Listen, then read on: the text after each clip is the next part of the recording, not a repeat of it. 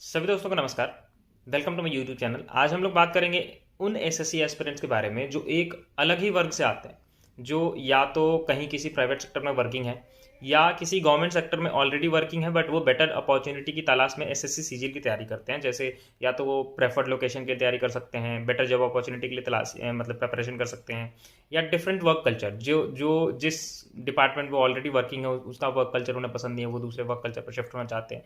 तो ये different regions हो सकते हैं कि वो एसएससी सीजीएल की तैयारी कर रहे हैं। ठीक है, अब इसमें ये डिपेंड करता है कि आप जहाँ पे ऑलरेडी वर्किंग हैं और आप जिसकी तैयारी कर रहे हैं, दोनों में कितना डिफरेंस है। अगर आप एसएससी के ही किसी डिपार्टमेंट में वर्किंग है, जैसे सीएचएसएल या एमटीएस निकाला हुआ है, सीजीएल की तैयारी कर रहे हैं, तो आपके लिए एसएससी सीजीएल की तैयारी करना आसान हो सकता है, क्योंकि आपने ऑलरेडी सेम सिलेबस का एक एग्जाम निकाला हुआ है, तो आपके बेसिक्स ऑलरेडी क्लियर होंगे, है ना। तो आपको बहुत ज़्यादा प्रिपरेशन की ज़रूरत नहीं पड़ेगी। अगर आप डेली 3-4 घंटे भी अच्छे से देते हो, क्योंकि आपको सिर्फ ब्रशअप करने की ज़रूरत है, आप सिर्फ उसमें एस करना चाहते हो और आपका सिलेक्शन हो जाएगा। ठीक है, अब हो सकता है डिफरेंट एग्जाम्स है, जैसे रेलवे में वर्किंग हो, बैंकिंग में वर्किंग हो, तो थोड़ा डिफरेंट सिलेबस हो जाता है। जैसे कि रेलवे में इंग्लिश नहीं आती है और एसएससी सीजीएल में इंग्लिश है, तो आपको इंग्लिश पे बहुत ज़्यादा फोकस करना पड़ेगा। बैंकिंग में क्या होता है कि मैथमेटिक्स में एडवांस पोर्शन नहीं आता है, एसएससी में एडवांस पोर्शन आता है, तो आपको एडवांस पे बहुत ज़्यादा वर्क करना पड़ेगा। ऐसी चीज़ें हो सकती हैं। अगर आप प्राइवेट सेक्टर में वर्किंग हो, तो प्राइवेट सेक्टर से गवर्नमेंट सेक्टर में आने के लिए आपको बहुत ज़्यादा एकदम स्क्रैच से स्टार्ट करना पड़ेगा, है ना।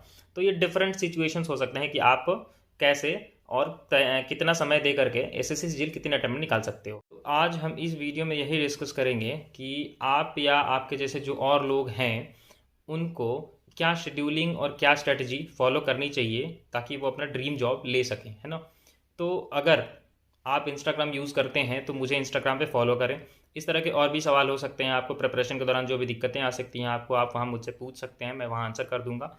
बाकी अगर आप इस चैनल पर नए हैं तो चैनल को सब्सक्राइब जरूर करें। अगर आपके नज़र में कोई आपका दोस्त, कोई आपका सहपाठी है जिसे इस वीडियो की ज़रूरत है, तो आप उसके साथ शेयर भी करें। तो सबसे पहले मैं आपको एक चीज़ बता दूं कि जो एक एसएससी सीजीएल का नोटिफिकेशन से ले करके जो मेरिट लिस्ट आने तक का समय होता है, वो कम से कम 2 साल का होता है। अगर सब कुछ सारे प्रोसेसेस जो है स्टेज टू स्टेज बढ़िया से हो गए, अगर कहीं किसी स्टेज पे कोई दिक्कत आई, चाहे वो कमीशन की तरफ से हो, चाहे वो एस्पिरेंट्स की तरफ से हो, तो कम 3 साल भी लग सकते हैं। अब अगर मान लो कि अगर आपने सही से एफर्ट, सही स्ट्रैटेजी और सही शेड्यूलिंग करके, सही से पढ़ाई करके, अगर आपने फॉर्चुनेटली फर्स्ट अटैम्प्ट में निकाल भी लिया, तो 2 से 3 साल तो आपको चयन होने में लगेगा। उसके बाद क्या होता है कि डिपार्टमेंट टू डिपार्टमेंट जो होता है, ज्वाइनिंग की टाइम भी वेरी करती है, वो 2 महीने से 9 महीने तक की हो सकती है। अब मान लो अगर आपका सिलेक्शन एक्साइज इंस्पेक्टर के लिए हुआ, अगर आपका सिलेक्शन जो है वो प्रिवेंटिव ऑफिसर के लिए हुआ, एग्जामिनर के लिए हुआ, तो इनकी ज्वाइनिंग में 8 से 9 महीने लग जाते हैं। तो अब 2 से 3 साल का टॉर्चर आपने ऑलरेडी झेला है, फिर आप कम 9 महीने की टॉर्चर और झेलोगे, तो ले देके 3 से 4 साल तक का आपका पूरा एक स्ट्रगलिंग पीरियड हो जाएगा। तो अगर आप ऑलरेडी वर्किंग हो तो आप लकी हो, क्योंकि बहुत सारे बच्चे जो हैं वो ये 3 साल का, 3 से 4 साल का टॉर्चर या 3 से 4 साल का स्ट्रगल कोई छोटी बात नहीं होती है। उन्हें बहुत सारी चीज़ों, बहुत सारी मुश्किलों से गुजरना पड़ता है। ठीक, और एक ही चीज़ बार बार बार बार पढ़ना भी कोई बहुत छोटी बात नहीं है, है ना। तो जो जिनके पास जॉब नहीं है, जो अनएम्प्लॉयड है ना, वो भी एक बैकअप हमेशा रेडी रखते हैं। अगर जो सीजीएल की तैयारी कर रहा है तो वो सीएचएसएल या एमटीएस की तैयारी करता है या अदर स्टेट गवर्नमेंट के एग्जाम देता है बैकअप के लिए, और साथ में वो सीजीएल की तैयारी करता रहता है, या वो पढ़ाता है, पढ़ा के अपनी पॉकेट मनी निकालता है पूरी ईमानदारी से, है ना। तो अगर आपके पास जॉब है तो आपके पास बैकअप ऑलरेडी है, आप इस बात को समझो। ठीक है, अब देखो, जॉब है तो स्ट्रेस फ्री लाइफ है, ठीक है ना। आपके पास स्ट्रेस नहीं होगा। जो जब आपके पास जॉब नहीं होता है ना, तो आप जो पढ़ाई करते हो ना, तो बहुत ज़्यादा स्ट्रेस लेके पढ़ाई करते हो। इसकी वजह से आपको काफ़ी दिक्कतें आती हैं कि आपको एक ही चीज़ बार बार पढ़ना पड़ता है। आप फ्री होकर अगर पढ़ रहे हो ना, आपका माइंड जो है वो एट पीस है, और आप फिर पढ़ रहे हो तो गेन बहुत जल्दी होता है, आप बहुत जल्दी कैच करते हो चीज़ों को। तो पहला बेनिफिट तो ये है आपके पास जॉब होने का। दूसरा बेनिफिट है कि आप फाइनेंशियली इंडिपेंडेंट हो। फाइनेंशियली इंडिपेंडेंट हो तो कोई भी आपको कुछ बोल नहीं सकता। ठीक है, मतलब कि कोई आपको ताने नहीं मारेगा, आपको सुनना नहीं पड़ेगा, तो जो आउटर प्रेशर होता है वो भी नहीं आएगा। ठीक है, तो आप अपनी मर्जी से जिस भी एग्ज़ाम की चाहो उस एग्ज़ाम की तैयारी जितना समय चाहो उतना समय लेकर कर सकते हो। दूसरा बेनिफिट ये है। तीसरा बेनिफिट ये है कि आपके पास स्किल सेट है, आपके पास एक्सपीरियंस है। ठीक है, अगर आप इसमें बहुत ज़्यादा मान लो एफर्ट नहीं दे पा रहे हो, कम ही समय दे पा रहे हो, तो भी बहुत ज़्यादा टेंशन लेने की ज़रूरत नहीं है, क्योंकि आप ऑलरेडी एक जगह प्लेस्ड हो, आपके पास एक जॉब ऑलरेडी है। ठीक है, तो आप उसमें भी अपने स्किल सेट और एक्सपीरियंस को इम्प्रूव करके आगे और ग्रोथ कर सकते हो। ठीक है, कुछ चीज़ें ये हो गई। अब जैसे दूसरा आता है, चलो मान लो ये बेनिफिट्स हो गए, बेनिफिट्स के साथ साथ चैलेंजेस भी हैं। चैलेंजेस ये हैं कि जो एक फुल टाइम एस्पिरेंट होता है वो अपने दिन का 12 से 13 घंटे यूज़ कर सकता है बहुत बढ़िया से एफिशिएंटली तैयारी करने के लिए, बट आपके पास टाइम कम होता है क्योंकि आप 8 से 8.5 घंटे की जॉब कर रहे हो, 2 घंटे की ट्रैवलिंग अलग करोगे, तो जितना एक फुल टाइम एस्पिरेंट बंदा तैयारी करता है जितने घंटे, उतने घंटे आप जॉब पे ही दे देते हो, फिर बचे हुए समय में आपको तैयारी करनी पड़ती है। ठीक है, तो सबसे बड़ा चैलेंज आपके पास है टाइम मैनेजमेंट का। तो मैं इसको लेकर के ये कहूँगा कि आप अपने टाइम को इस तरह से मैनेज करो कि आपके जो रिसोर्सेस हैं, जो आप स्टडी मटेरियल आपके पास है, जो आप रोज़ रिसोर्सेज पढ़ने के लिए फॉलो कर रहे हो, स्टडी के लिए फॉलो कर रहे हो, उन दोनों का एक बढ़िया सा कॉम्बिनेशन बन सके। मतलब समय is directly proportional to resources. बहुत ज़्यादा रिसोर्सेज नहीं रखने हैं क्योंकि बहुत ज़्यादा रिसोर्सेज के लिए बहुत ज़्यादा टाइम चाहिए। आपके पास टाइम लिमिटेड है तो आप रिसोर्सेज भी लिमिटेड रखो।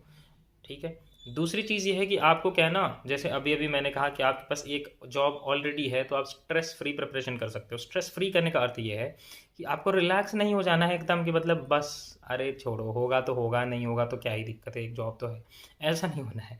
आपको अपने आप को पुश करना पड़ेगा, आपको रोज़ अपने आप को याद दिलाना पड़ेगा कि आपका एक गोल है और आपको वो चाहिए। ठीक है, तो आपको खुद को पुश करना पड़ेगा। तीसरा चैलेंज ये है कि आपके ऑफिस कैंपस में जो आपके कलीग्स होंगे, जो आपके सराउंडिंग के लोग होंगे, जो आपके घर वाले होंगे, रिलेटिव होंगे, वो आपको मतलब जैसे आईटी की जॉब्स में क्या होता है, सैलरीज भी काफ़ी होती है। प्राइवेट जॉब जरूरी डिपेंड करता है कि आपके पास कितने लाख का पैकेज है। ठीक है, तो अब उसके हिसाब से क्या होता है ना कि आपको लोग भी वैसे मिलेंगे, आपके फ्रेंड सर्कल होगा, लोग आपको ये भी कह सकते हैं कि क्या ज़रूरत है आपके, तुम्हारे पास तो एक जॉब ऑलरेडी है, इतना बढ़िया जॉब है, यहीं रहो, यही करो। तो आपको लोगों को फ़िल्टर करना पड़ेगा। ये भी एक चैलेंज है कि जो लोग आपके ड्रीम को सपोर्ट करते हैं आप उनके साथ रहो, जो आपके ड्रीम को सपोर्ट नहीं करते हो या तो आप उन्हें कन्विंस कर सकते हो या आप उनसे दूरी बना सकते हो। आपके पास यही है, इस चैलेंज को आपको टैकल करना पड़ेगा। सो वर्किंग एस्पिरेंट्स के लिए जो सबसे बड़ी दिक्कत होती है वो है टाइम मैनेजमेंट। टाइम मैनेजमेंट के लिए मैं आपको कहूँगा, क्योंकि आपके पास टाइम लिमिटेड है तो आप टाइम को वेस्ट ना करें। आप एक एक घंटे का हिसाब रखें कि आपका ये दिन का आधा घंटा, ये 1 घंटा कहाँ जा रहा है, आप उसका कहाँ यूटिलाइज़ कर रहे हो। ठीक है, चलो अब मैं मान के चलता हूँ कि आपके पास 9 to 5 की जॉब है, जो कि एक यूजुअल वर्क टाइम होता है। 9 to 5 की जॉब है तो आपका पूरा दिन तो ऐसे ही चला गया। अब आप पढ़ोगे कब? हो सकता है कि रात में आप थके हारे आओ तो आपको पढ़ने का दिल ही ना करे, सुबह लेट से उठो, तो फिर तो पढ़ाई हो नहीं पाएगी ऐसे। तो आपको खुद को पुश करना पड़ेगा, आपको अपने अंदर के होता है ना जानवर को जगाना पड़ेगा। आपको कहना पड़ेगा कि भाई यहाँ से निकलना है और वहाँ जाना है, तो फिर कहीं से निकलने और कहीं पहुँचने के लिए आपको वो जो डिस्टेंस तय करनी होती है उसके लिए कुछ खुद को मोटिवेट करना पड़ेगा, है ना। और खुद को मोटिवेट करो, सुबह 5 बजे उठने की कोशिश करो। 5 बजे उठोगे तो 5 से 7 2 घंटे सुबह सुबह रिवाइज करने का आदत डालो। सुबह सुबह रिवीजन करोगे तो वो सब कॉन्शियस माइंड में चीज़ें जल्दी फीड होती हैं तो वो ज़्यादा फायदा करेगा। 5 से 7 आपने क्या किया, रिवीजन कर लिया। फिर 7 से 8 आप ऑफिस के लिए रेडी होने में लगा, आपको ब्रेकफास्ट करने में लगा, आपको जो भी आप करो। फिर 7 से 8 जो आपका 8 से 9 जो आपका ट्रैवल टाइम होता है, 8 से 9 जो आपका ट्रैवल टाइम होता है, ट्रैवल टाइम को यूटिलाइज करो। आप बुक रीडिंग कर सकते हो, आप जो वीडियो लेक्चर्स देख सकते हो, आप वोकैबलरीज वगैरह की फ़ोटोज़ वगैरह स्क्रीनशॉट्स वगैरह लेके फ़ोन में रख सकते हो, आप उनको रिवाइज कर सकते हो, है ना। कुछ भी सुबह का समय रिवीजन का होता है और आप उसको रिवीजन के लिए इस्तेमाल करो कैसे भी हो। ट्रैवल टाइम आप वेस्ट करोगे सॉन्ग्स वगैरह सुनते हुए ऑफिस चले जाओगे, उससे बेहतर है आप उसको यूटिलाइज करो पढ़ाई के लिए, क्योंकि आपका गोल वो है। 9 to 5 आप काम कर रहे हो तो काम करते हुए भी आप चाहो तो ऑफिस में भी, अब जरूरी नहीं है कि आप पूरे 8 घंटे काम ही करते हो। अगर आपका प्राइवेट जॉब है तो आप वहाँ पे जो भी फाइल्स वगैरह प्रिपेयर करते हो, आप जो भी वहाँ पे कम्युनिकेशन वगैरह होता है आपका अपने फ्रेंड्स वगैरह से, तो कोशिश करो इंग्लिश में करने की। फाइल्स वगैरह आप इंग्लिश में अगर आपकी आ रही हैं, इंग्लिश में अगर आप काम कर रहे हो तो इंग्लिश पे थोड़ा सा अगर मतलब होता है ना डेडिकेटिवली अगर आप काम कर रहे हो, मतलब बढ़िया से काम कर रहे हो, आप अगर कम्युनिकेट कर रहे हो किसी से, किसी मीटिंग वगैरह में कम्युनिकेट कर रहे हो तो आप इंग्लिश में कम्युनिकेट करने की कोशिश करो। इससे क्या होगा, आपको इंग्लिश पे वहाँ पे इंग्लिश में हेल्प होगा, है ना। फिर जब आप मान लो कि 9 to 5 की जॉब होगी आपकी, 5 to 6 आपका ट्रैवल टाइम दोबारा से आता है, तो उस ट्रैवल टाइम को भी यूटिलाइज करो। उस ट्रैवल टाइम में भी आप कुछ वीडियो लेक्चर्स देख सकते हो, बुक रीडिंग कर सकते हो। ठीक है, फिर आप 6 बजे घर आओगे, 6 साढ़े 6 में घर आओगे, आधे 1 घंटे का रेस्ट ले लो।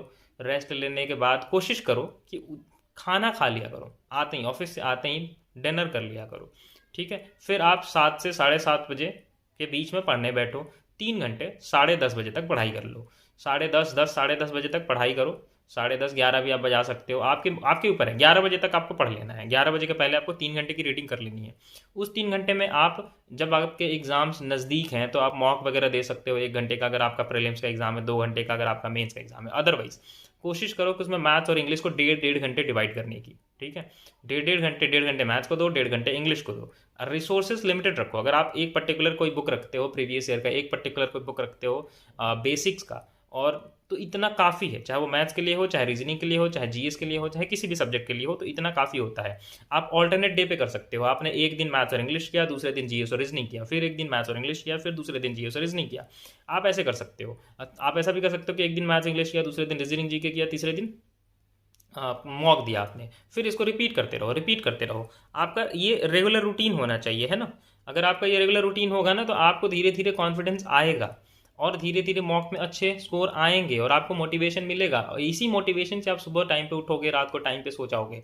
अगर आप 11 से 5 सो रहे हो, 6 घंटे की नींद भी आ रही है आपको, 6 घंटे का नींद भी ले रहे हो, सुबह 2 घंटे रिवीजन हो रहा है, शाम को 3 घंटे पढ़ाई कर रहे हो, फिर ऑफिस भी आपका बढ़िया से हो रहा है। आप टाइम मैनेजमेंट ऐसे कर सकते हो बहुत बढ़िया तरीके से। Now coming to the last point, last but not least, है ना, कुछ टिप्स एंड ट्रिक्स की बात करते हैं। टिप्स एंड ट्रिक्स में पहला पॉइंट ये है कि आपके पास, आप देखो, वीकेंड्स और वीकडेज दो डिवाइडर्स होते हैं। 7 दिनों को 2 हिस्सों में बांटा जाता है। जो आपके वीक डेज हैं, आप डेली 8 घंटे की जॉब, 2 घंटे की ट्रैवलिंग, 10 घंटे ऐसे दे रहे हो, 3 घंटे शाम को, 2 घंटे सुबह में, 5 घंटे की रीडिंग मार रहे हो, तो 5 घंटे अगर आप रोज पढ़ रहे हो तो पूरे 5 दिनों में 25 घंटे आप पढ़ पाओगे, ठीक है। अब आपके पास जो वीकेंड्स होते हैं ना, 2 दिन, जिसमें जो जॉब होल्डर्स हैं वो उन 2 दिनों को एंटरटेनमेंट के पर्पज से यूज़ करते हैं कि आज तो मैं रिलैक्स हो जाऊंगा, आज तो मैं मूवी देखूंगा, मैंने बहुत काम किया है 5 दिन। तो आप इससे बचें, ठीक है, क्योंकि आपका गोल है कुछ, आप उसको अचीव करना चाहते हो, तो आपको इससे बचना पड़ेगा, ठीक है।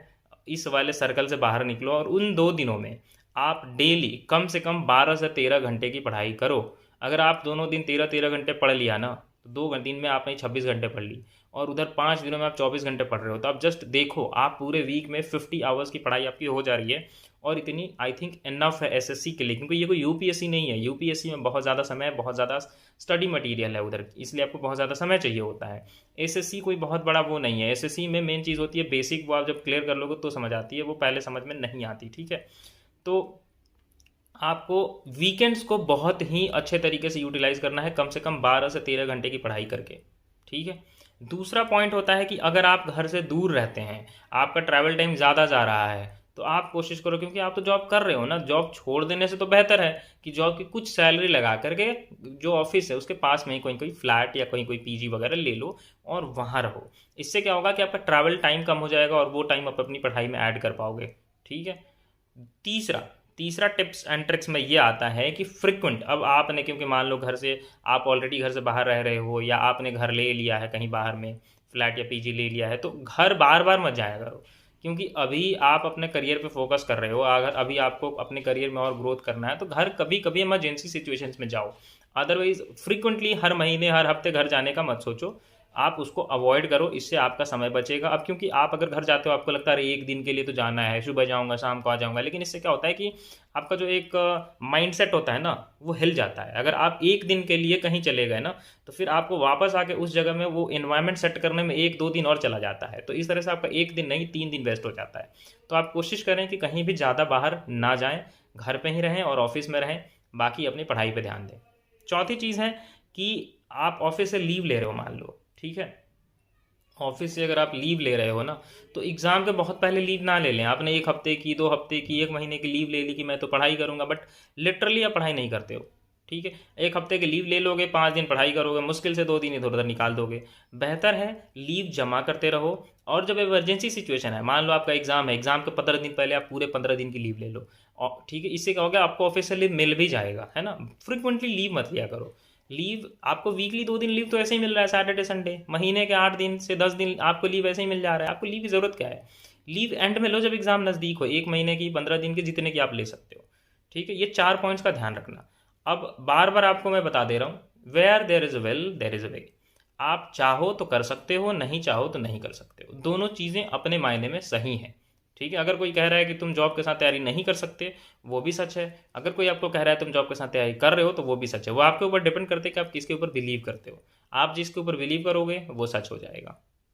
ठीक है। तो आज के लिए इतना ही। Thank you so much. अगर वीडियो पसंद आई हो तो अपने दोस्तों के साथ शेयर ज़रूर करें और लाइक करें। हमारे प्लेलिस्ट में जाएं, प्लेलिस्ट में और भी वीडियोस बना रखी हैं मैंने, वहाँ से आप वीडियोस देखें। अगर आपको किसी पर्टिकुलर टॉपिक पे वीडियो चाहिए तो आप मुझे बताएं, मैं बना दूंगा। आज के लिए इतना ही। शुक्रिया।